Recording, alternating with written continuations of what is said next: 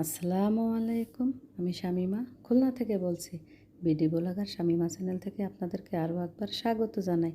কাছে কিংবা দূরে, দেশ কিংবা দেশের বাহিরে যে যেখান থেকে আমার ভিডিওটি দেখছেন, আশা করছি আল্লাহ পাকের অশেষ রহমতে আপনারা সকলেই ভালো আছেন। আমরাও আলহামদুলিল্লাহ ভালো আছি। তো চলে আসলাম নতুন আরও একটা ভিডিও নিয়ে। তো এখন হচ্ছে আমি এই যে হলুদ গুঁড়া করে এনেছি, আর এটা হচ্ছে সারা বছর খাওয়ার জন্য আর কি। মানে এখন তো হলুদ ঝাল এগুলা গুঁড়া করা হয়, ধনিয়া যেহেতু এখন একটু দাম কম আছে, তো এখন গুঁড়া করে রাখলে দেখা গেলো কি একটু মানে দামেও কমে পাওয়া যায়। আবার দেখা গেলো কি বারবার বাজার থেকে না এনে একবারে করে তোলে, কিন্তু বছরে একবার করলে আর এই হলুদ কিনা বা গুঁড়া মশলাটা যদি আমরা বাসায় করে রাখি তাহলে কিন্তু আর কেনাকানি ঝামেলা থাকে না। তারপরে এগুলো কিন্তু একদম 100% পিওর হয়। কারণ আমি কিন্তু হলুদটা কিনে নিজে মিলিয়ে যে নিজে জায়গায় দাঁড়াই আর কি ভাঙ্গায় আনছি, মানে যেখানে ভাঙ্গে আর কি সে মিলের মধ্যে নিয়ে নিজের সামনে দাঁড়ানো ছিলাম এবং সেখান থেকে ভাঙিয়ে নিয়েছে। তো এখানে আছে 5 কেজি হলুদ ভাঙানো হয়েছে। তা দেখা গেলো 300 গ্রাম কম আছে, এখানে 4 কেজি 700 গ্রাম হলুদের গুঁড়া আছে। তো এই কিন্তু আমার বছর ছাড়িয়ে যাবে, যতদিন যায় আর কি। এটা যখন শেষ হবে তখন আবারও করব। তা গত বছরও কিন্তু আমি করি, প্রত্যেক বছরই করি। কারণ আমার বিয়ের পর থেকে কিন্তু আমার শাশুড়ি আম্মা যে ঝালের গুঁড়া হলুদের গুঁড়া এগুলো আছে উনি কিনে খেতেন না। মানে আস্ত হলুদ বা আস্ত ঝাল কিনে, তারপরে শুকনো ঝাল কিনে তারপরে নিজেরা মানে মিলি যে ভাঙিয়ে আনা হতো। আমার শাশুড়ি নিজেই যেতেন, উনি যে ভাঙিয়ে নিয়ে আসতেন। তো ওনার কাছ থেকে আমি শিখেছি। যেহেতু এখন আমার শাশুড়ি আম্মা বেঁচে নাই, তো এখন আমিই করি। আর আমি একটা ভিডিওতে দেখছিলাম যে ঝালের গুঁড়া তারপরে হলুদ গুঁড়া এর সাথে নাকি ইটের গুঁড়া মেশানো হয়, তারপরে কয়লার গুঁড়া এরকম দেখছে আর কি, নেটে দেখছে। আসলে কতটা সত্যতা জানি না। তো সেখান থেকে আর কি আমার মানে কিনে দুই এক সময় দেখা গেলো কি ঝালের গুঁড়াটা না থাকলে কিনে খেলেও না কেমন মানে মনে হয় কি যে জিনিসটা মানে অভক্তি হয় খেতে আর কি। তারপরে তো দায় থেকে খেতে হয়। তো দেখা গেলো কি একটু কষ্টই হয়। যেমন আমি ঝালের গুঁড়া কিন্তু করবো, ঝাল কিনে নিয়ে আসছি 2 কেজি। আর বাসায় আরও প্রায় আধা কেজির মতো আছে, আগে কেনা ছিল। তো দেখা গেলো কিছু আস্ত ঝাল রেখে দেবো। আর হলুদ তো আস্ত রেখে কোনো লাভ নাই, তো হলুদের গুঁড়াগুলো সব করে আনা হয়েছে আর কি। তো এগুলো হচ্ছে আমি রোদ্দুরে বলছে যে রোদ্দুরে দিলে কিন্তু কালারটা নষ্ট হয়ে যাবে, তো আমি রোদ্দুরে দিব না। জাস্ট মানে একদিন ফ্যানের নিচে রেখেছিলাম।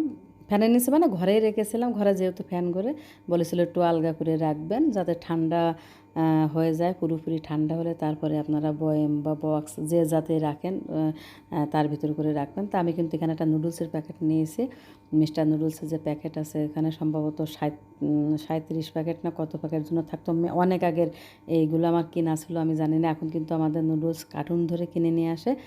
তো সেই প্যাকেটে সেই বইয়ে যে নুডলসের যে কৌটা সেটাই আর কি আমি ভরে নিচ্ছি। তাই এতে প্রায় 5 কেজি ধরে। এই দেখুন 4 কেজি 700 গ্রাম হলুদ, সামান্য একটু বাকি রয়েছে। আর 300 গ্রাম এখানে ধরবে এই যে নুডলস যে বক্সগুলো আর কি, যে কৌটাগুলো এই যে। তাই এই কৌটা কিন্তু আমার ঘরে অনেকগুলো আছে, কারণ আমরা আগে এরকম এই প্লাস্টিকের যে বক্স ভরা, এই বক্স ভরা নুডলসগুলো কিনতাম। এখন কিন্তু আমাদের কার্টুন ধরে নিয়ে আসে। তো দেখা হলে কার্টুন ধরে নিয়ে আসলে কিন্তু অনেক দিন হয়ে যায় আর কি।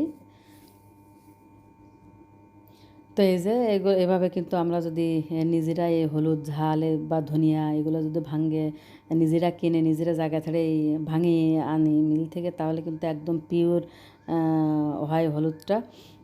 কোনো মানে রং কালার যেমনই হোক না কেন, আপনার এতে কিন্তু কোনো ভেজাল থাকে না আর কি। 100% পিওর জিনিস। তো একটু কষ্ট তো করতেই হবে, ভালো কিছু কোনো কিছু পেতে হলে তো কষ্ট অবশ্যই করা লাগবে। তো একটু ঝামেলা আছে, একটু কষ্ট আছে। তো দেখা গেল কি একবারে কষ্ট করে করে একটু করে রাখলে সারা বছর কিন্তু এটা খাওয়া যায় আর কি। এই হলুদ কেনা নিয়ে আর কোনো ঝামেলা থাকে না, বা ঝালের গুঁড়া কেনা নিয়ে আর কোনো ঝামেলা থাকে না। ঝালের গুঁড়া একটু মাঝে মাঝে সমস্যা হতে পারে। কেমন সমস্যা হয়? যেমন ঝালের গুঁড়া বর্ষার সময় যদি রোদ্দুরে না দেওয়া হয় তাহলে কিন্তু সাদা সাদা ছত্রাক মতো পড়ে, তো একটু মাঝে মাঝে রোদ্দুরে দেওয়া লাগে। কিন্তু হলুদের গুঁড়া কিন্তু আর কোনো কিছুই করা লাগে না, জাস্ট একবার ভাঙিয়ে একটু ঠান্ডা করে বয়ম ভরে বা কৌটা ভরে রাখলেই কিন্তু সারা বছর খাওয়া যায়, কোনো পোকা হয় না বা কোনো রকম ছত্রাক পড়ে না। তো আমার শাশুড়ি আম্মার কাছ থেকে আমি এটা শিখেছি। আমার শাশুড়ি আম্মা হলুদ, ঝালের গুঁড়া এগুলো উনি নিজে কিনে নিজে দাঁড়িয়ে থেকে, সামনে দাঁড়িয়ে থেকেই উনি ভাঙিয়ে আনতেন।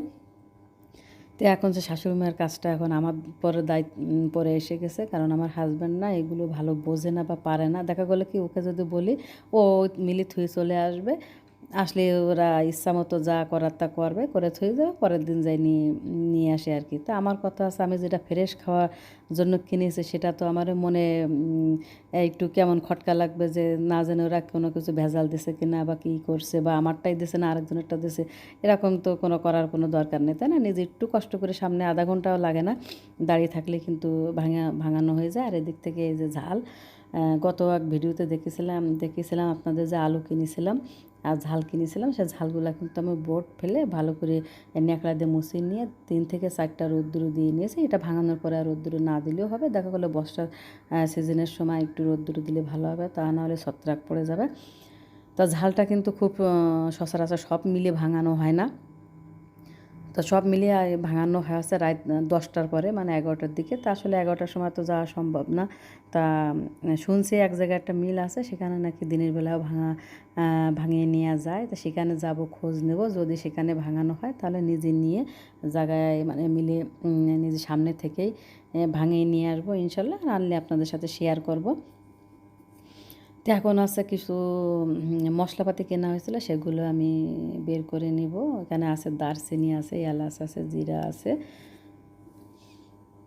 তো এগুলো আমি, এখানে আছে এক এক পোয়া আছে সম্ভবত। আমি বলেছিলাম 1 পোয়া আনতে, আমার মনে আছে একটু বেশি বেশি, জানি না 1 পোয়া বা তার বেশি হতে পারে বা সেরকম। আর আদা আছে, তো আদার কথা বলেছিলাম 1 পোয়া আনতে, কারণ আমি কিন্তু আদা প্রায় 4 কেজি পরিমাণ আমি শুকিয়ে রেখেছি। যখন আদার দাম হবে তখন কিন্তু ওইগুলো আমি ব্লেন্ডারে একটু রান্নার সময় গুঁড়ো করে নিলেই হবে, বা মশলার সাথে দিয়ে বেটে নিলেই হবে। আর এখানে যে এলাচ, জিরা, তো এলাচ আছে 25 গ্রাম এখানে সম্ভবত। তো এই যে দারচিনিগুলো এখন ঢেলে নিচ্ছি। দারচিনি আছে কিছু অল্প, তো যেহেতু সামনে কুরবানি চলে আসতেছে, সে সময় তো লাগবে আর মশলার দাম বেড়ে যেতে পারে, তো সে কারণে আর কি কিনে রাখলাম। আর আমরা যে কোনো জিনিস একটু মানে অল্প অল্প করে বারে বারে না কিনে একটু বেশি কেনার চেষ্টা করি, যাতে বারে বারে কেনা লাগে না। কারণ যে কোনো জিনিস আপনি যখন অল্প অল্প কিনতে যাবেন তখন কিন্তু জিনিসটার দাম পড়বে বেশি, আবার আপনার কিন্তু খাটনিও হয়ে যাবে বেশি। সে কারণে যেগুলো নষ্ট হবে না, যে খাবারগুলো, সেগুলো কিন্তু আমরা একটু দেখালো সপ্তাহটা না কিনে বা 1 মাসেরটা না কিনে 3 মাসেরটা কিনে রাখতে পারি। যেমন এই যে গরম মশলা গুলা কিনলাম, এগুলো তো নষ্ট হওয়ার কোনো উপায় নেই, 1 বছর থাকলেও কিছু হবে না আল্লাহর রহমতে। তো এগুলো একটু বেশি বেশি কিনলে আপনার দামও কম নেবে। আবার দেখা গেলো কি কুরবানি সিজনে কিন্তু গরম মশলার দাম বেড়ে যায়, তো সে কারণে আর কি আগে থেকে কিনে রাখছি। তো এই ডালগুলা না ভিতরে অনেক ময়লা, তো এগুলো কী করতে হবে, ধুতে হবে, ধুয়ে ভালো করে ধুয়ে রোদ্দুরে শুকাতে হবে, অথবা ন্যাকড়া দিয়ে ভালো করে মুছে নিতে হবে। তো ওটা পরে করব আমি। তো আমি এখন এলাচগুলো ঢেলে এনেছি, দেখেন আমার কিন্তু আগেই কৌটা আছে। এলাচ আর লবঙ্গ আমি এক বয়মে রাখি। তো তারপরও আমি আরও কিছু আনিয়ে রাখলাম, যাতে করে কুরবানির সময় আর কিনা না লাগে।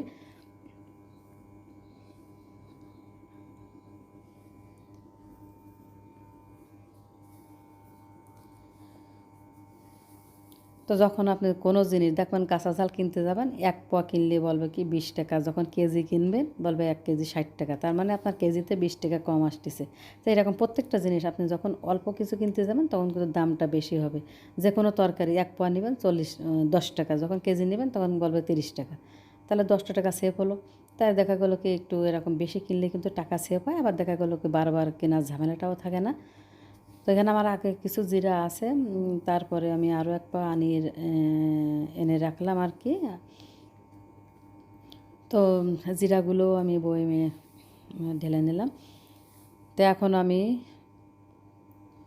এই যে গাছ থেকে আম পড়া হয়েছে, তো সেই আমগুলো আমার কিন্তু এখনও 3-4টা গাছে আম হয়েছে। তা গতবারের তুলনায় এবার মাশাআল্লাহ অনেকটাই আম হয়েছে। আর যে আম হয়েছিল সে আম যদি থাকতো শেষ পর্যন্ত মানে এখন পর্যন্ত, তাহলে যে কী পরিমাণ আম হতো, এক এক গাছে মানে 20 মণ করে আম হতো।